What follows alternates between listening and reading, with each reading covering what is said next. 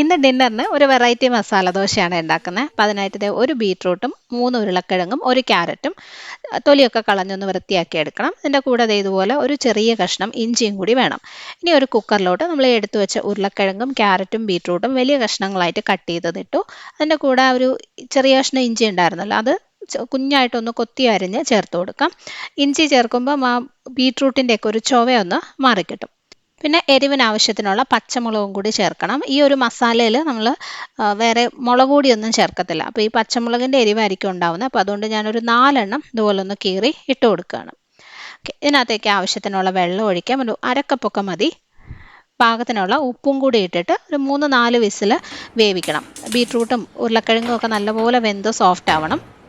അതാകുമ്പോഴേക്കും ബാക്കി സാധനങ്ങളൊക്കെ റെഡിയാക്കി വെക്കാം. സവോള, ഇഞ്ചി, വെളുത്തുള്ളി, മല്ലിയില എല്ലാം അരിഞ്ഞു വെച്ചിട്ടുണ്ട്. ഇനി ഒരു പാനിലോട്ട് കുറച്ച് വെളിച്ചെണ്ണ ഒഴിച്ച് കടുക് ഇട്ട് കൊടുക്കാം. കടുക് പൊട്ടിക്കഴിയുമ്പോൾ ഒരു 2 ടീസ്പൂൺ കടലപ്പരിപ്പ്, നമ്മൾ പായസം വെക്കാനായിട്ട് എടുക്കുന്ന പരിപ്പുണ്ടല്ലോ, അതാണ് കേട്ടോ. കടലപ്പരിപ്പ് ഇല്ലെങ്കിൽ 2 ടീസ്പൂൺ ഉഴുന്ന് ചേർത്താലും നല്ലതാണ്. ഏകദേശം സെയിം ടേസ്റ്റ് തന്നെ കിട്ടും. ഇതിനകത്തേക്കൊരു 2-3 വറ്റൽമുളകും കൂടി ഇട്ട് കൊടുത്തിട്ടുണ്ട്. ഇനി ഇതിൽ നമ്മൾ അരിഞ്ഞു വെച്ച 2 സവോള, ഒരു ചെറിയ 2 സവോള നീളത്തിന് കനം കുറച്ച് അരിഞ്ഞതാണ് കേട്ടോ. പിന്നെ ഒരു ടീസ്പൂണോളം ഇഞ്ചിയും വെളുത്തുള്ളിയും ചെറുതായിട്ട് അരിഞ്ഞതും കൂടി ഇട്ടിട്ട് നല്ലപോലെ വഴറ്റിയെടുക്കുക. ഒത്തിരി നിറം മാറുമൊന്നും വേണ്ട, സവോള നന്നായിട്ടൊന്ന് വാടിയാൽ മതി. ഇനി ഇതിൽ പൊടികൾ ചേർക്കാം. ഒരു 1/2 ടീസ്പൂൺ മഞ്ഞൾപ്പൊടിയും പിന്നെ ചേർക്കുന്നത് ചിക്കൻ മസാലയാണ്. അപ്പോൾ ഒരു 1.5 ടീസ്പൂണോളം ചിക്കൻ മസാലയും കൂടി ഇട്ടിട്ടുണ്ട്. ചിക്കൻ മസാല ഇല്ലയെന്നുണ്ടെങ്കിൽ പെരുംജീരകം പൊടിച്ചത് ചേർത്താലും മതി. നല്ലപോലെ വഴറ്റി ഇതിൻ്റെ ഒരു ചൊവ, ആ പൊടികളുടെ ഒരു ചൊവയങ്ങ് മാറിക്കഴിയുമ്പോൾ വേവിച്ച് വെച്ച ക്യാരറ്റും ബീട്രൂട്ടും ഉരുളക്കിഴങ്ങും ഇട്ട് കൊടുക്കുക. ഒട്ടും വെള്ളം ഇല്ലായിരുന്നു കേട്ടോ അതിനകത്ത്, നന്നായിട്ട് ഡ്രൈ ആയിട്ടാണ് ഇരുന്നത്. അപ്പോൾ ഇതെല്ലാം കൂടി ഒന്ന് മിക്സ് ചെയ്തിട്ട് ഇതിനകത്തിന് ആവശ്യത്തിനുള്ള വെള്ളം നമുക്ക് ഒഴിച്ചു കൊടുക്കണം. അപ്പോൾ കുക്കറിൽ എത്രത്തോളം വെള്ളം ഉണ്ടോ അതിനനുസരിച്ച് വേണം ഇനി ഈ മസാലയിലോട്ട് എക്സ്ട്രാ വെള്ളം ചേർക്കാനായിട്ട് കേട്ടോ. അപ്പോൾ ഇത് ഒത്തിരി ഡ്രൈ ആയിട്ടിരിക്കരുത്, കുറച്ചൊന്ന് കുഴഞ്ഞിരിക്കുന്ന ഒരു മസാല ആയിരിക്കണം. അപ്പോൾ അതിനനുസരിച്ച് വെള്ളം ഒഴിച്ചിട്ടുണ്ട്. ഇനി ഇതിൽ ഉപ്പ് നോക്കിയിട്ട് വേണമെങ്കിൽ കൂടുതൽ ചേർത്ത് കൊടുക്കാം. നമ്മൾ ഉരുളക്കിഴങ്ങൊക്കെ വേവിച്ചപ്പോൾ ഇച്ചിരി ഉപ്പ് ഇട്ടിട്ടുണ്ട്, അപ്പോൾ അത് കണക്കാക്കി ഇട്ട് കൊടുത്താൽ മതി.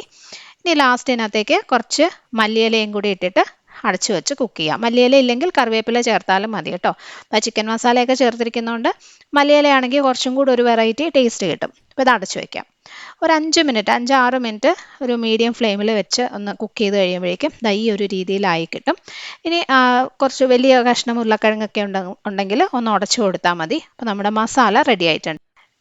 ഇനി എന്താ, ദേ ഇതുപോലെ ആവശ്യത്തിനുള്ള ദോശമാവ് ഒഴിച്ച് പറ്റുന്നിടത്തോളം കനം കുറച്ച് ദേ ഇതുപോലെ നല്ല വട്ടത്തിൽ പരത്തിയെടുത്തു. അതൊന്ന് മൊരിഞ്ഞു തുടങ്ങുന്ന സമയത്ത് ദേ ഇതുപോലെ ചെറുതായിട്ടൊന്ന് നിറമൊക്കെ മാറി വരുമ്പോഴേക്കും ആവശ്യത്തിന് നെയ്യ് ഒഴിച്ചു കൊടുക്കുക. നെയ്യൊക്കെ ഇഷ്ടമുണ്ടെങ്കിൽ ചേർത്താൽ മതി കേട്ടോ.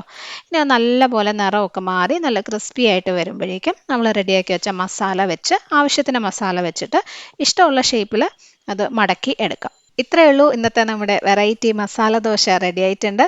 ഒരു ചട്നിയോ സാമ്പാറോ ഒക്കെ കൂട്ടി കഴിക്കാം. വെറുതെ ഒരു സൈഡ് ഡിഷ് ഒന്നും ഇല്ലാതെ കഴിക്കാനും അടിപൊളിയാണ്. നല്ല ക്രിസ്പി ദോശയും മസാലയാണ്.